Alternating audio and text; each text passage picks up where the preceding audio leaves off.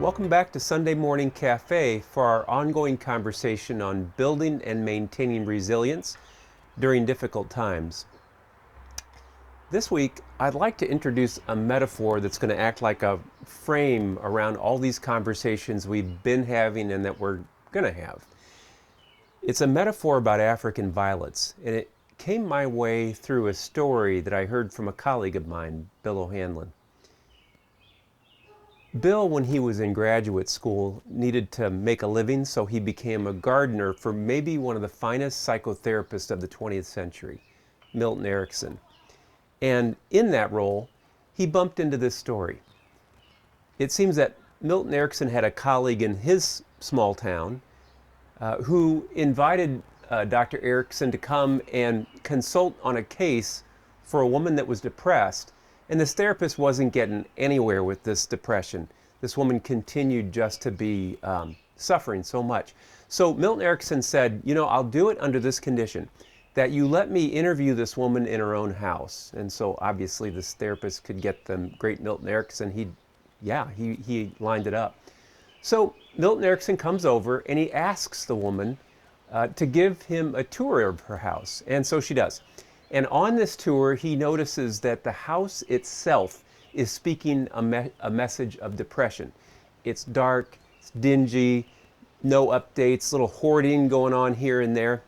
It's like that until he gets to the back porch. And on the back porch, he finds African violets everywhere. Big pots, small pots, medium-sized pots, little starts of them, subspecies that are different colors. So he turns to this woman and he says, so I'll bet you when you give these African violets away to people in your church, and the reason he mentioned church is because during the interview she let him know that her church membership was really important to her. So he says, I bet you when you give these African violets away to people in your church that they're like really grateful for them. And she says, give these away? I don't give these away. These are my African violets. And he goes, now I thought you said you were a Christian. Well, and with that, the interview continued and it ended. And years later, the way the story goes, Milton Erickson's in his study and he's opening up his mail. He cuts open this letter, pulls out a newspaper clipping, and the byline reads, African Violet Queen Dies. Reads down into the story to find out that this woman had become something of a hero in her small town for her giving away her African violets to people who were stressed out and going through hard times. The depression had lifted. When this interview was over with, the counselor asks Milton Erickson, what was all that stuff about African violets and I thought you were Christian? Milton Erickson turns to the therapist and he says, at a certain point in our interview I realized I could focus all of my attention on this woman's depression and help her one more time focus on everything that's making her depressed. Or I could focus my attention and her attention on her African violets, to grow those violets. And I thought to myself, I'd much rather grow African violets than focus on depression. So I want to take that story and I want to ask you, what are the African violets in your life? And I guess what I'm really asking you to do is to consult the resilience research you've conducted to see what you have to tell me about that and to tell others about that. In other words, what I'd like you to do right now is to kind of do a meditative exercise. I'd like you to kind of close your eyes and get in touch with who is that person in your life that really has been like an exemplification of resilience. Who is that person that's been nothing but resilient as far as you can tell, or close to it? It could be like me. I'd say my grandma, because my grandma was unflappable. You could not piss off that lady. She was always smiling. Or it could be a parent, it could be a sibling, it could be a coach, a teacher, it could be somebody who's passed on, somebody who's still here. Who is that person for you?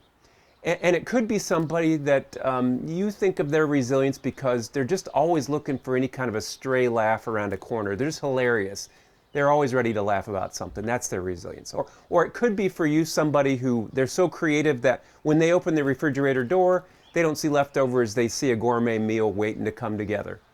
Or maybe your person is somebody who's so patient that they took you fishing as a kid and you'd bang on the boat and make a lot of noise, but they still took you. Or somebody who's just more loving than you could believe. Or any of those kind of qualities, or something else that I'm not thinking of. Who's that resilient person of yours? And this might actually be a good time for you to hit the pause button on this video, to close your eyes, and to visualize your resilient person doing whatever that thing is that was so resilient about them, or is so resilient about them. So almost like a movie, go ahead, turn off your video rather than paying attention to me and seeing me. See them in your mind's eye. Watch them doing that resilient thing. And while you're watching, I invite you to feel free to smile all you want. On your mark, get set, go.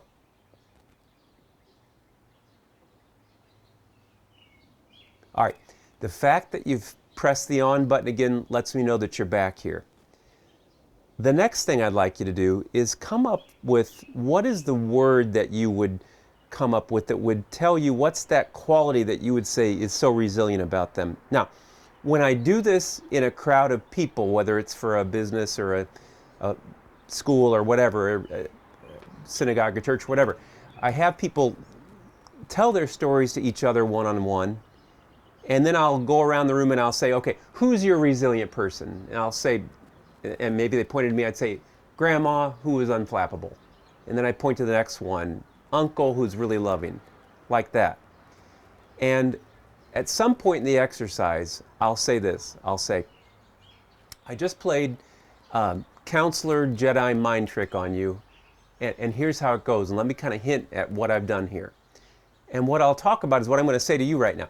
I'll say, attachment theory is probably the most well-researched construct in developmental psychology. And so what we've noticed in attachment theory is that when a baby is drinking milk, it's taking in way more than milk. It's actually drinking in and swallowing the caregiver inside. And that caregiver becomes part of their psychic structure. And that's why we talk about children who've gotten good enough caregiving. We say that they're well attached. Well, here's what we found out over the years in developmental psychology. It's not just babies, it's not just toddlers that swallow people inside and become part of their psychic structure. We do it all through the span of our lives. What am I getting at?